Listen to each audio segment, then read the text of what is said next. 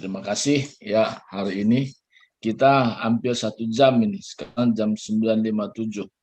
1 jam kita penyembahan, cukup lama ya, luar biasa ya hari ini. Nah, hari ini saya memberikan tema yaitu menjadi pemenang di tengah badai. Ya, ini temanya.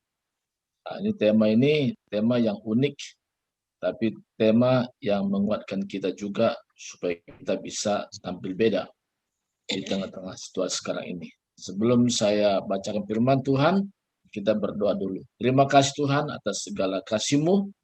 Engkau luar biasa, Engkau ajaib, Engkau perkasa, dan kasih-Mu tidak pernah berubah. Dan sampai hari ini, di mana Engkau memberikan kami kemampuan tampil beda di tengah-tengah dunia seperti kami hidup sekarang ini. Terima kasih Tuhan, berfirmanlah Engkau, kami siap mendengar. Di dalam nama Yesus Kristus kami berdoa. Amin. Amin. Jadi saudaraku yang kasih Tuhan, yang membuat perbedaan antara kita, orang percaya, dengan orang dunia, yaitu ketika kita ada di tengah badai. Kalau orang-orang percaya ketika dia tengah badai, dia bisa membuktikan bahwa Yesus hidup dan Yesus berkuasa dan kuasanya tidak pernah berubah sampai hari ini. Jadi bagaimana supaya kita bisa menjadi pemenang di tengah badai? Kita bisa menyatakan pribadi Yesus Kristus menjadi landasan hidup kita. Sehingga apapun keadaannya, apapun situasinya, kita bisa menunjukkan tampil beda dengan orang-orang yang lain. Bisa juga tanda kutip Christian by name, atau hanya orang Kristen yang biasa-biasa, artinya sekedar nama saja. Nah, kita yang ada saat ini bukan hanya Christian by name, bukan hanya Kristen sekedar nama, tapi kita adalah pengikut Yesus yang luar biasa dan tampil beda di tengah-tengah situasi dunia seperti sekarang ini. Bagaimana rahasianya ini bisa terjadi di dalam hidup kita dan orang lain bisa menyaksikannya. Nah, saya awali dengan 4 ayat ya. Matius 7 ayat 24 dan 27. Dan ayat ini memang menjadi ayat dasar, ayat pedoman hidup, atau juga ayat emas bagi saya pribadi. Nah, saya kenapa baca ayatnya supaya ada dasar firman Tuhannya yang kita bahas hari ini. Matius 7 ayat 24 dan 27. Saya bacakan secara perlahan. Setiap orang yang mendengar perkataanku ini dan melakukannya, ia sama dengan orang yang bijaksana yang mendirikan rumahnya di atas batu. Kemudian turunlah hujan dan datanglah banjir, lalu angin melanda rumah itu, tetapi rumah itu tidak rubuh sebab didirikan di atas batu. Tetapi setiap orang yang mendengar perkataanku ini dan tidak melakukannya, ia sama dengan orang yang bodoh yang mendirikan rumahnya di atas pasir. Kemudian turunlah hujan dan datanglah banjir, lalu angin melanda rumah itu sehingga rubuhlah rumah itu dan hebatlah kerusakannya. Jadi saudaraku, dari ayat ini kita diberikan pedoman bahwa di tengah-tengah dunia sekarang ini, apapun pekerjaannya, apapun latar belakangnya, apapun pekerjaannya, tapi Tuhan golongkan bahwa dalam dunia ini hanya 2 macam dasar kehidupan. Hanya 2 macam dasar kehidupan. Yaitu pertama tadi, yaitu dasarnya pasir. Yang kedua dasarnya batu. Ya. Nah, jadi saudaraku kasih Tuhan, dan apa artinya badai? Badai itu berbicara hujan, banjir, dan angin.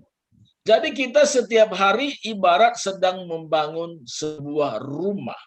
Rumah di sini bukan rumah secara fisik. Rumah berbicara tentang bagaimana kita membangun kehidupan rohani kita di tengah-tengah dunia seperti sekarang ini. Kalau sekarang ini, kalau kita lihat, kita saksikan baik lewat media sosial, media televisi, dan juga kita dengar sana-sini, banyak orang bingung, banyak orang mengeluh, banyak orang khawatir, banyak orang bimbang.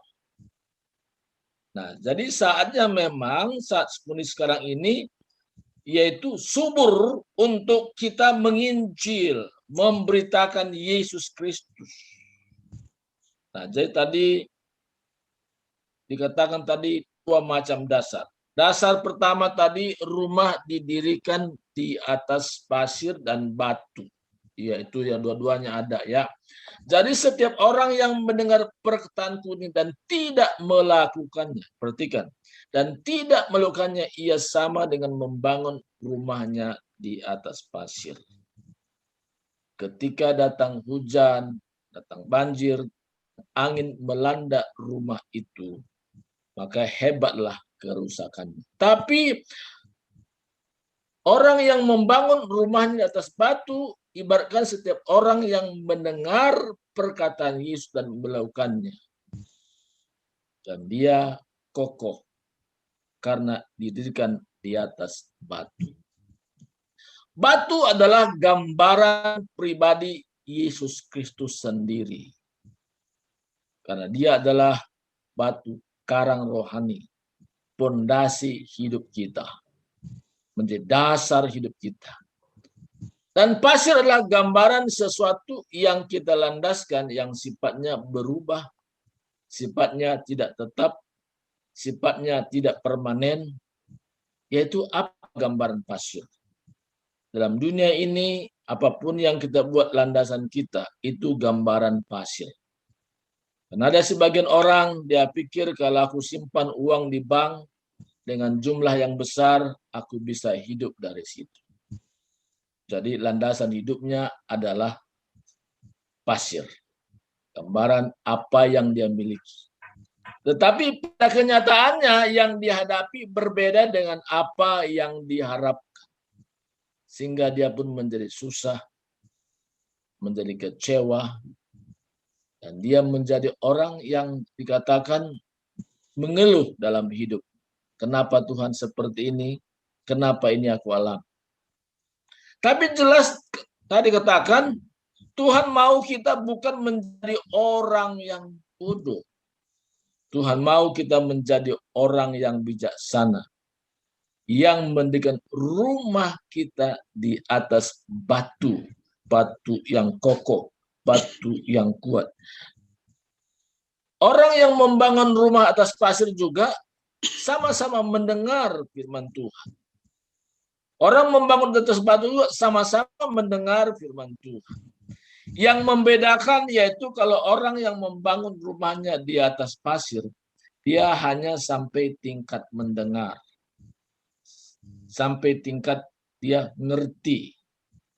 Dia tahu, mungkin secara pengetahuan, dia sudah punya segudang pengetahuan, dia simpan dalam memorinya. Tapi orang yang membangun rumah di atas batu, tidak hanya sampai tingkat pengetahuan, tidak hanya sampai tersimpan dalam memorinya, tapi dia mau melakukan apa yang Tuhan suruh.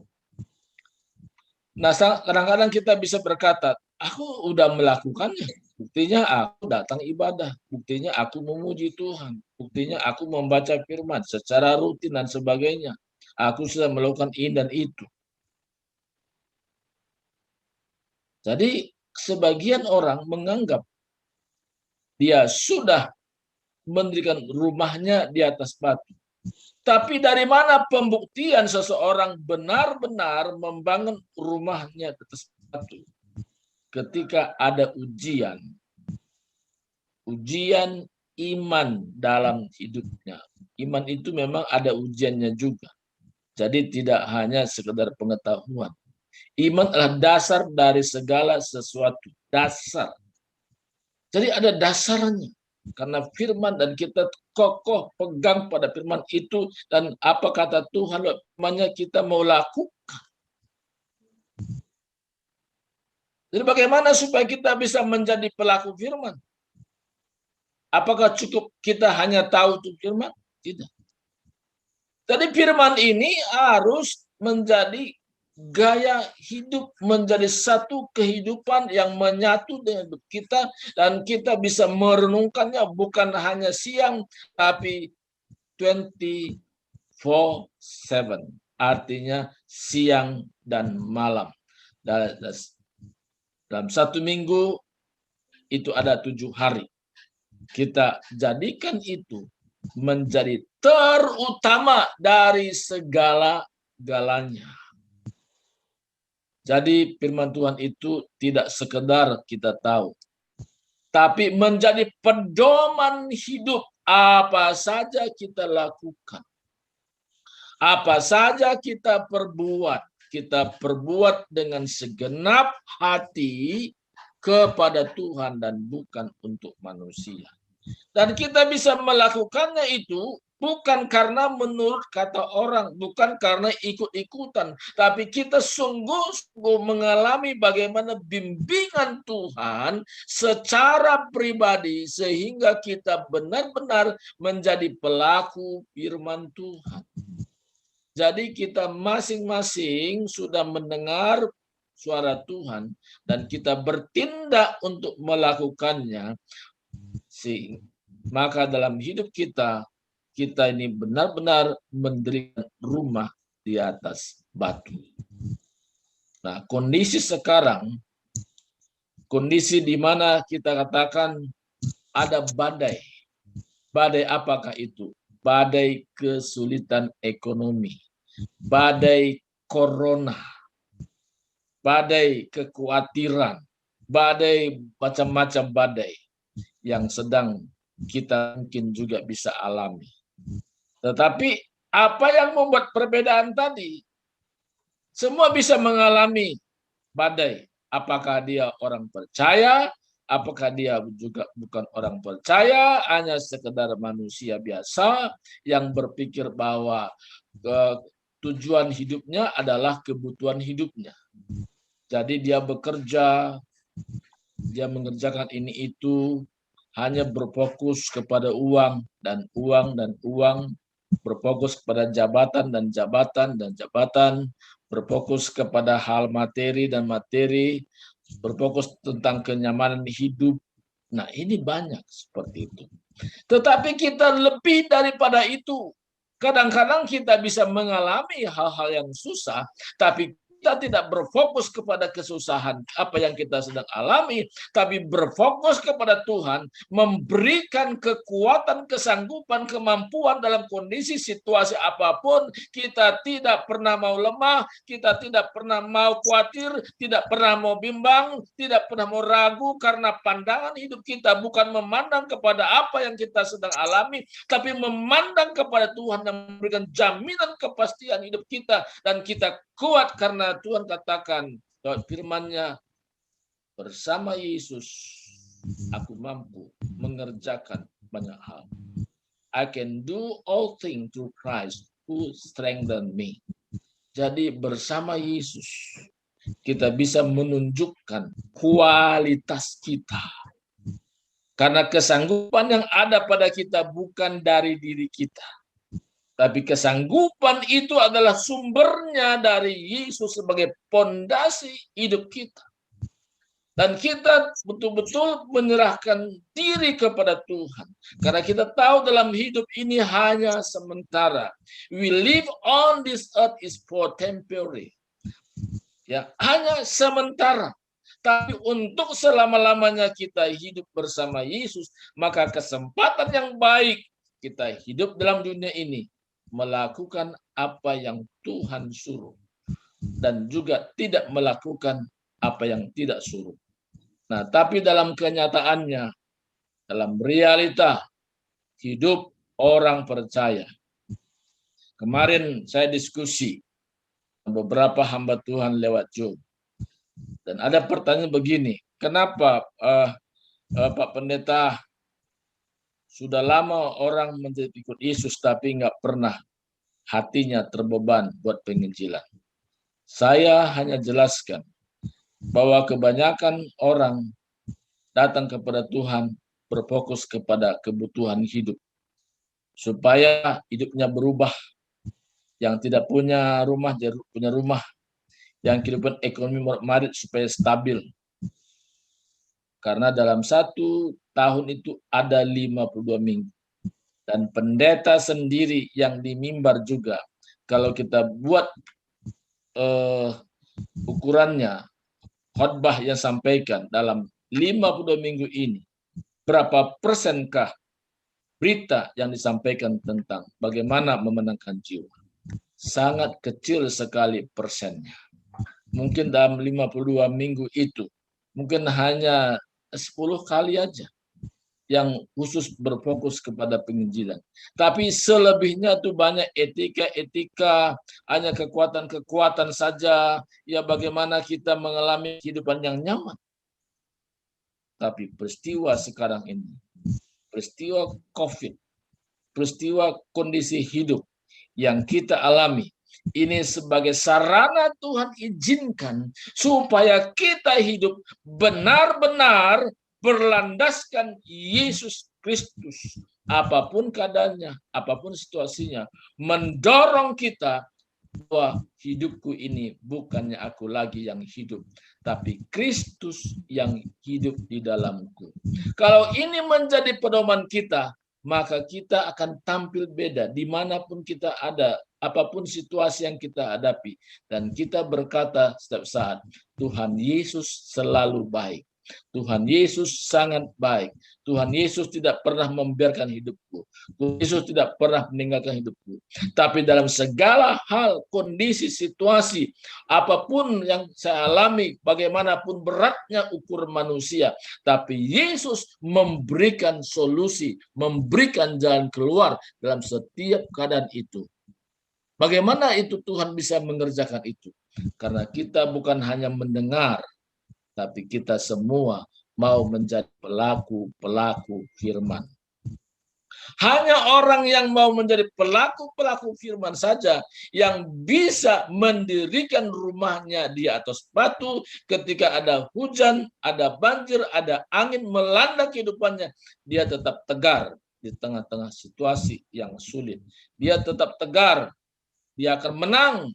Dan dia akan bersaksi bahwa Yesusku sampai hari ini kuasanya tidak pernah berubah, kasihnya tidak pernah berubah, dan aku alami sendiri. Bukan kata orang, tapi pengalaman pribadi kita. Dan ini yang kita saksikan, maka terjadilah namanya penuaian jiwa-jiwa. Jadi saudaraku kasih Tuhan, hari ini Tuhan punya rencana supaya kehidupan kita menyatakan pribadi Yesus Kristus yang hidup. Dan Yesus bukan hanya Yesus yang dulu seperti datang ke dunia, tapi sekarang Yesus sudah menyatu dengan hidup kita. If you abide in me and my word abide in you. Kalau kamu tinggal dalam aku dan firmanku tinggal dalam kamu. Waduh, luar biasa. Disitulah kekuatan ekstra, luar biasa. Kita minta kekuatan, kita minta kekokohan, kita minta sesuatu yang dimana kita menjadi saksinya, berdampak bagi banyak orang. Maka itu akan terjadi karena perkataan Yesus tidak pernah menghasilkan mudah-mudahan. Perkataan Yesus ketika kita praktekkan ada kepastian-kepastian menyatakan bagaimana Yesus bekerja sampai hari ini. Melalui siapa? Melalui kita.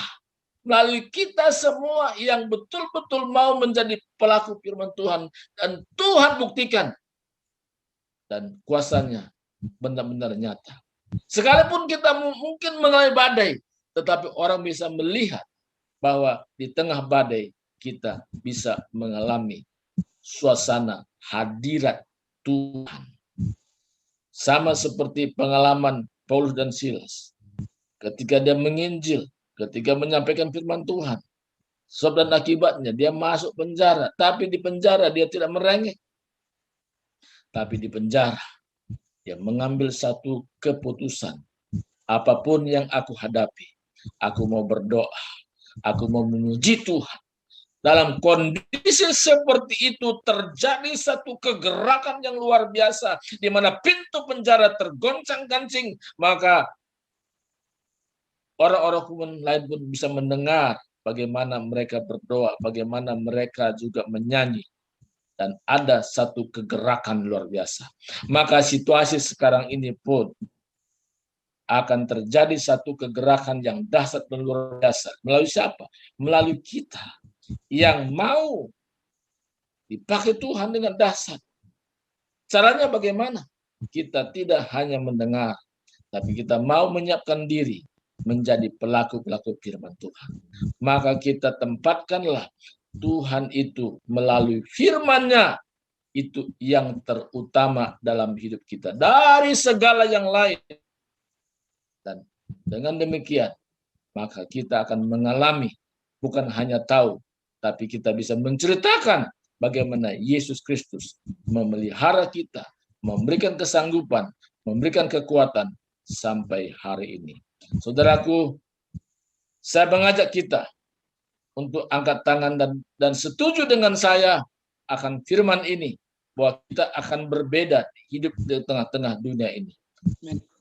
Aku berdoa, Tuhan terima kasih Engkau lihat hamba-hambamu, Engkau lihat anak-anakmu, dia angkat tangan setuju dengan firman-Mu, bahwa Engkau sungguh ajaib, Engkau sungguh perkasa, di mana kami menjadi pelaku firman-Mu, dan itu sungguh-sungguh nyata dan terjadi melalui kehidupan kami, dan bukan mudah-mudahan, tapi satu kepastian yang nyata, bahwa kami tampil beda di tengah-tengah dunia. Kami bisa menyatakan Yesus Kristus itu luar biasa sampai hari ini. Dan kami percaya Tuhan, bahwa ini digenapi di dalam hidup kami, sehingga kami semua menjadi pemberita Injil yang handal dan luar biasa dalam situasi sekarang ini. Karena kekuatan, kesanggupan, kemampuan yang ada pada kami ini adalah berasal daripada-Mu, karena kami menjadi pelaku-pelaku firman-Mu. Terima kasih Tuhan, terpuji nama-Mu. Inilah doa syukur kami hari ini. Di dalam nama Kristus, kami sudah berdoa dan bersyukur. Haleluya. Amin. Amin. Akan kembali kepada Pak Sabam.